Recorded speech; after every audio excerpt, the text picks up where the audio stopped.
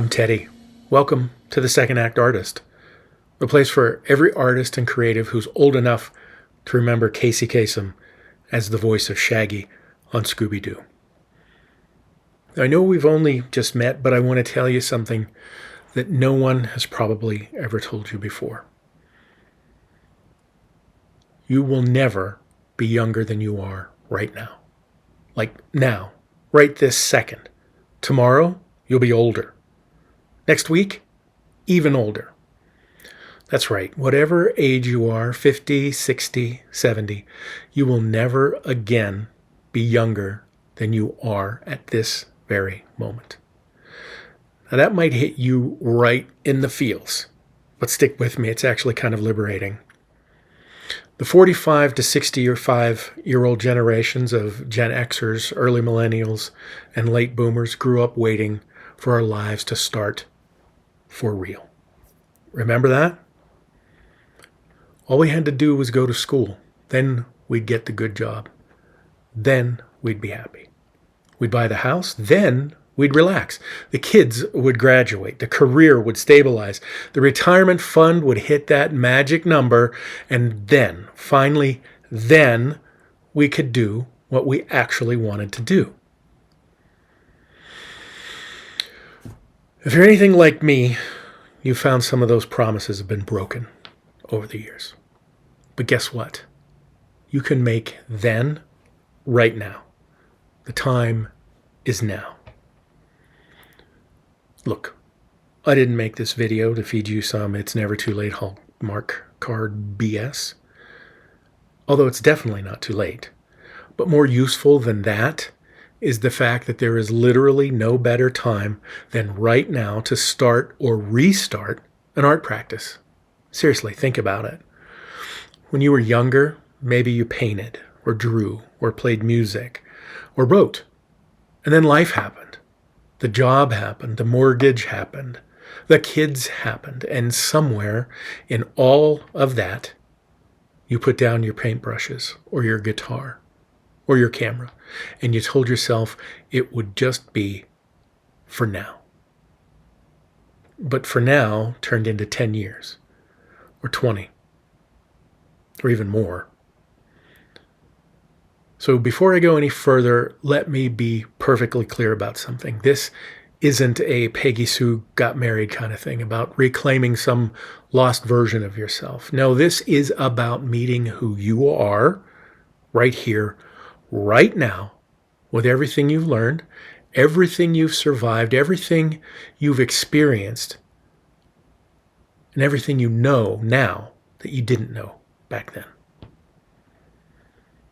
I also want you to know how capable, powerful, and ready you are. You've got a superpower that you're probably not even aware of. It's not X-ray vision. It's not the ability to fly. It's not even youth or unlimited energy. It's none of those. It's your experience. You've lived an entire life. You've loved. You've had your heart broken. You've failed spectacularly. You've succeeded in ways you've never imagined. You sat through terrible meetings and beautiful sunsets and hospital waiting rooms and your kids graduating from college. And all of that, every bit of it, that's your fuel now. That's what you bring to the canvas or the page or the clay or whatever medium calls to you. You didn't have that at 25 and probably not at 35 either. You were still trying to figure things out. But now,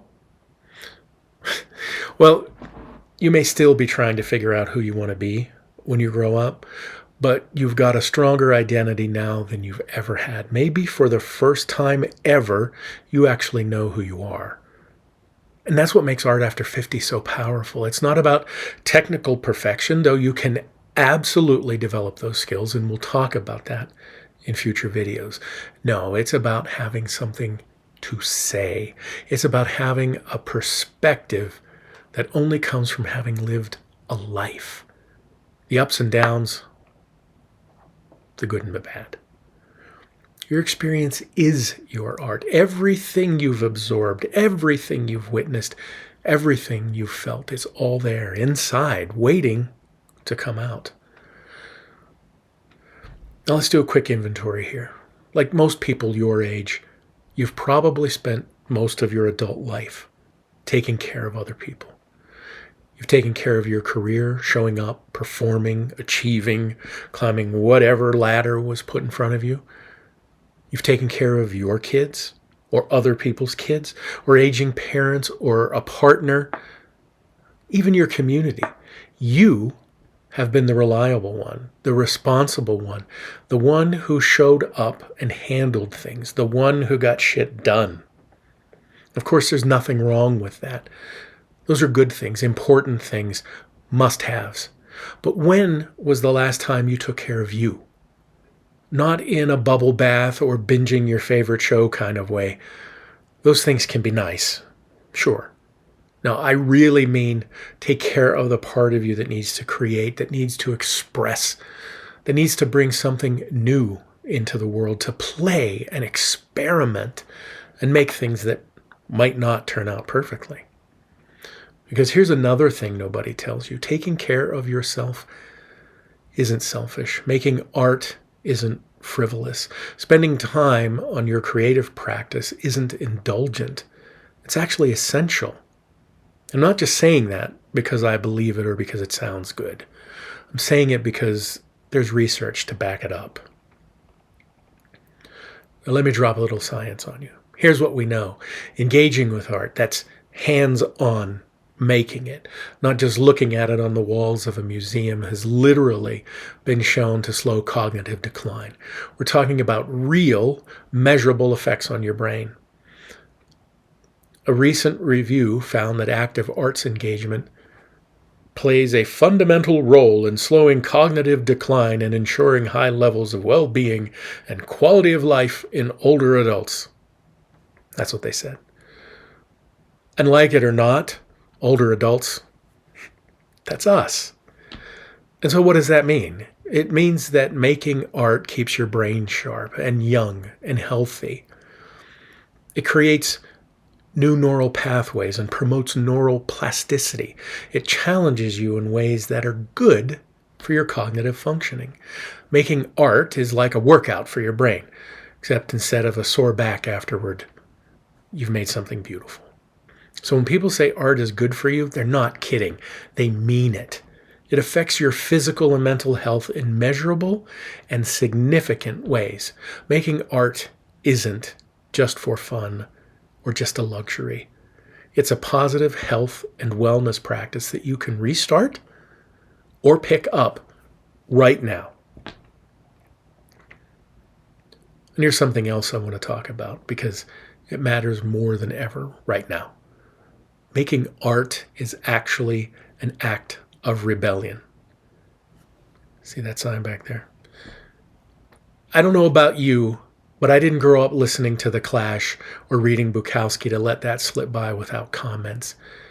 Yes, friends, art is a joyous rebellion.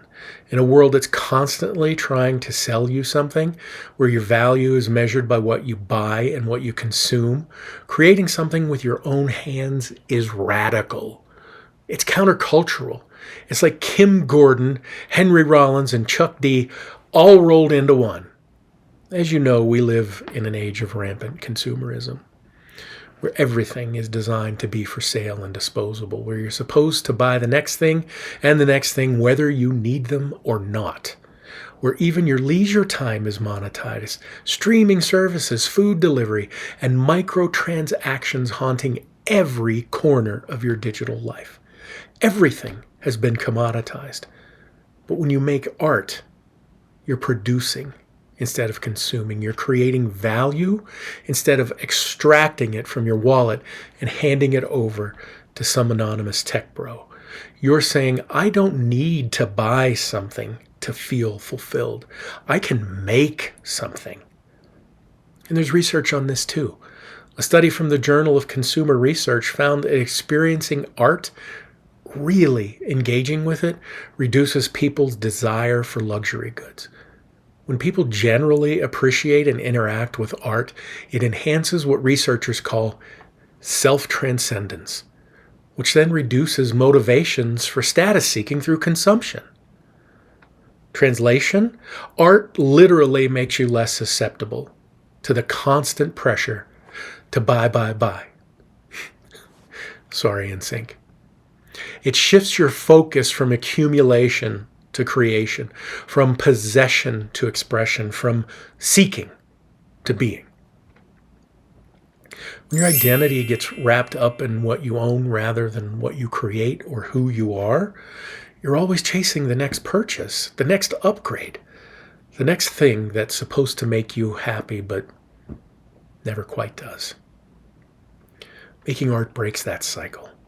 It's good for you because it gives you a sense of accomplishment that doesn't depend on your credit card limit. And it's good for all of us because it models a different way of being in the world, one that values creativity over consumption and expression over acquisition. So when someone tries to make you feel guilty for wasting time on your art practice, you can tell them you're actually investing in your own mental health and our greater good. It's not frivolous. It's essential. Okay, right about now, some of you might be thinking things like, I didn't go to art school, or I don't have enough time, or I don't have enough talent. Let me just say this about that. Screw talent. Seriously, screw it. Talent is overrated. It's also a bit of a myth, at least the way we usually think about it. Like some people are born with it and others aren't. What really matters is curiosity and practice. What really matters is showing up and doing the work and being willing to make bad art on your way to making better art. And honestly, your bad art might be the most important art you create, because when you give yourself permission to be a beginner, to experiment and fail and try again, that's when the real magic happens. That's when you're actually learning. And friends, if you ain't learning, you ain't living. Here's the thing we'll talk about here. In your practice, you're not competing with anyone. You're not trying to get into a gallery or write the great American novel. Though, if that happens, call me. Seriously, call me. We'll celebrate together. No, there are no winners and losers in your personal art practice. You're just exploring. You're playing. You're discovering what comes out when you put pencil to paper or paint to canvas or your hands in clay. And that discovery, that's the point.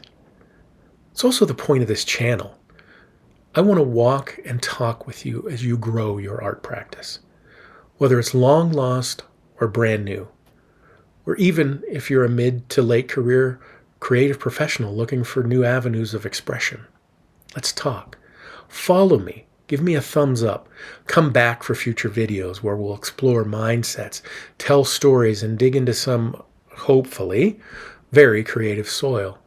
Tell me in the comments what you'd like to explore. We'll create a community so that we can grow together. Now I want to wrap up the same way that I started. You will never be younger than you are today. That's just a fact. Time marches on, and we don't get to go back.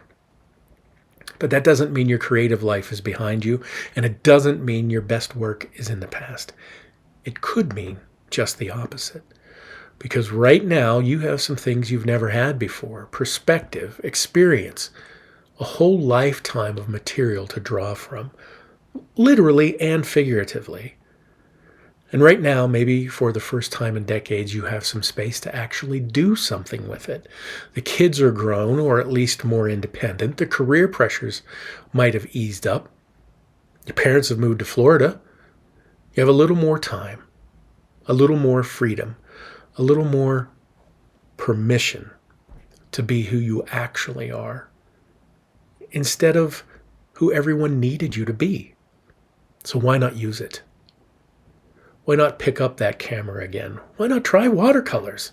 Why not write that story you've been thinking about for years? Why not join a pottery class or a comedy improv group, or finally learn to play that instrument that's been collecting dust in that corner over there all these years. This is your time, not someday, not when you're ready, whatever that means. Today, right now, the youngest you'll ever be again.